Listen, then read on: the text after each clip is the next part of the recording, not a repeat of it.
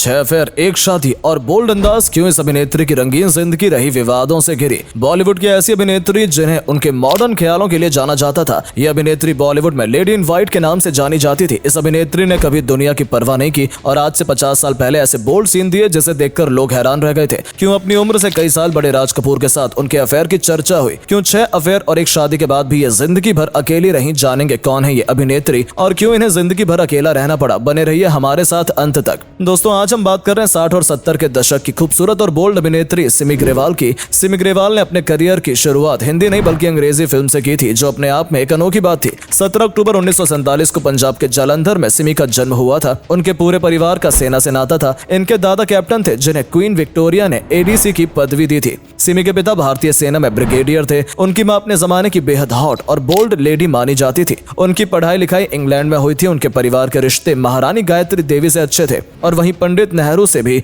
इनका परिवार काफी करीब था। सिमी ने 5 साल की उम्र में राज कपूर की फिल्म आवारा देखी थी, जिसके बाद से ही इन्होंने अभिनेत्री बनने का फैसला कर लिया था। उनके ऊपर फिल्मों का जुनून छा गया था, लेकिन उनका लंदन से मुंबई आने का सफर भी किसी फिल्म से कम नहीं था। सिमी फिल्मों में काम करना चाहती थी, लेकिन उनके पिता इसके लिए बिल्कुल भी तैयार नहीं थे। इसके बाद जिद्दी सिमी ने अपने पिता के खिलाफ मोर्चा खोल दिया और भूख हड़ताल पर बैठ गई। आखिरकार पिता मान गए और सिर्फ 15 साल की उम्र में सिमी ग्रेवाल मुंबई आ गए। सिमी ग्रेवाल शुरू से राज कपूर से बहुत प्रभावित थी और उनके साथ फिल्मों में काम करना चाहती थी। शुरू से ही इंग्लैंड में पली बढ़ी थी, इसलिए उनका इंग्लिश बोलने का लहजा भारतीय अभिनेत्री से काफी बेहतर था। इससे फायदा यह हुआ कि मुंबई में उन्हें एक इंग्लिश फिल्म मिल गई जिसका नाम था Tarzan goes to India. Film भले ही इंग्लिश थी, लेकिन सिमी की खूबसूरती हिंदी फिल्मकारों की नजरों में आ गई और फिर धीरे धीरे इन्हें फिल्में भी मिलने लगी। लेकिन ये फिल्में या तो सी ग्रेड की थी या फिर ए ग्रेड फिल्मों में उन्हें साइड रोल ही करने को मिल रहे थे। इसी बीच उनका सबसे बड़ा सपना साकार हुआ और उनके करियर का सबसे बड़ा ब्रेक मिला और वो फिल्म थी मेरा नाम जोकर। ये प्रोजेक्ट राज कपूर का ड्रीम प्रोजेक्ट था और इसमें सिमी ग्रेवाल ने मिस मैरी का किरदार निभाया था, जो खूब चर्चित रहा था। लेकिन ये रोल भी सिमी की झोली में आसानी से नहीं आया था। इसके लिए उन्हें कई पापड़ बेलने पड़े थे।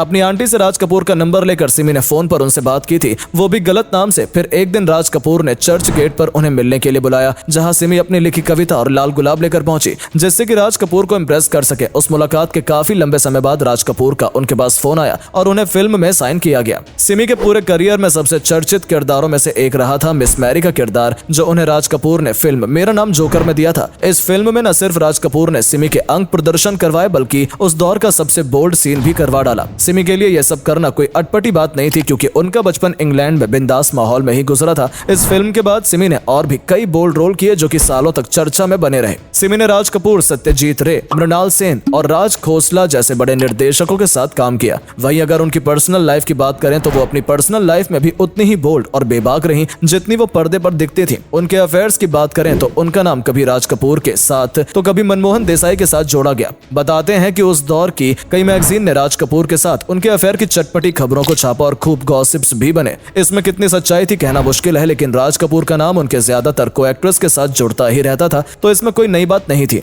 वहीं 1991 में जाने माने डायरेक्टर मनमोहन देसाई के साथ भी सिमी का नाम जुड़ा, जब उनकी एक फिल्म नसीब में वो कैमियो करती नजर आई थी। इसके बाद कई मौकों पर वो मनमोहन देसाई के साथ दिखने लगी थी। वहीं अगर उनके सीरियस अफेयर्स की बात करें तो एक शो के दौरान उन्होंने अपनी निजी जिंदगी से जुड़े कई राज खोले थे। सफेद लिबास में रहने वाली सिमी की जिंदगी में सबसे पहले आए थे लंदन में रहने वाले उनके पड़ोसी और जामनगर के महाराजा। 2013 में फिल्म फेयर के एक अवार्ड शो के दौरान दिए गए अपने इंटरव्यू के दौरान उन्होंने खुद खुलासा किया था कि 17 साल की उम्र में उन्हें अपने पड़ोसी जामनगर के महाराजा से प्यार हो गया था। उन्होंने बताया कि ये एक पैशनेट अफेयर था जो 3 साल तक चला, लेकिन फिर कुछ वजह से दोनों अलग हो गए। इसके बाद उनके जीवन में आए भारतीय क्रिकेटर नवाब पटौदी। सिमी और मंसूर अली खान पटौदी के प्यार के चर्चे क्रिकेट के गलियारों से लेकर इंडस्ट्री तक होने लगे थे। दोनों एक दूसरे के प्यार में इतने सीरियस थे कि एक दूसरे के साथ ही देखे जाने लगे थे। इवेंट से लेकर आउटडोर शूट तक सिमी और पटौदी साहब साथ में नजर आते थे। बताया जाता है कि नवाब पटौदी सिमी को लेकर इतने सीरियस थे कि उन्हें अपने घर वालों से भी मिलवाने वाले थे। लेकिन इसी बीच उनकी मुलाकात उस समय की मशहूर अदाकारा शर्मिला टैगोर से हुई, जिसके बाद सिमी और नवाब पटौदी के बीच दूरियां बढ़ने लगी और 2 साल तक चले इस रिश्ते के बाद दोनों के रास्ते अलग हो गए। इसके बाद नवाब पटौदी ने शर्मिला टैगोर से शादी कर ली और सिमी चुपचाप खामोश होकर उनके रास्ते से अलग हो गई। इसके बाद उनकी जिंदगी में वो शख्स आया जो उनका जीवन साथी बना। रवि मोहन नाम के इस आदमी ने सिमी से शादी कर ली, जो पुरानी दिल्ली के चुन्नामल घराने से ताल्लुक रखते थे। लेकिन ये शादी ज्यादा दिन तक नहीं चल सकी और दोनों 3 साल बाद एक दूसरे से अलग हो गए। इस कपल को कोई बच्चे नहीं थे और इन दोनों ने आपसी रजामंदी से अलग होने का फैसला लिया था। हालांकि इन्होंने लगभग 10 साल बाद 1979 में एक दूसरे से ऑफिशियली डाइवोर्स ले लिया था। सिमी के मुताबिक अपने फिल्मी करियर को छोड़ हमेशा के लिए दिल्ली में रहने की बात ही अलगाव का कारण बनी थी। फिर 1980 के शुरुआती दौर में सिमी का नाम जुड़ा पाकिस्तान के एक बिजनेसमैन सलमान तासीर से। आगे चलकर सलमान पाकिस्तान के पंजाब प्रांत के गवर्नर भी बने, लेकिन इस रिश्ते को कोई नाम नहीं दिया जा सका और बाद में ये दोनों अलग हो गए। अब हम आपको सिमी ग्रेवाल के उस रिश्ते के बारे में बताते हैं जिसके बारे में बहुत ही कम लोग जानते हैं। ये शख्स थे रतन टाटा, जिनके साथ सीमा ग्रेवाल एक सीरियस रिलेशनशिप में रही थी। उन्होंने अपने इंटरव्यू में रतन टाटा के प्रति अपने प्यार और रिलेशनशिप पर खुलकर बात भी की थी। उन्होंने इंटरव्यू में बताया था कि वो टाटा को डेट करती थी।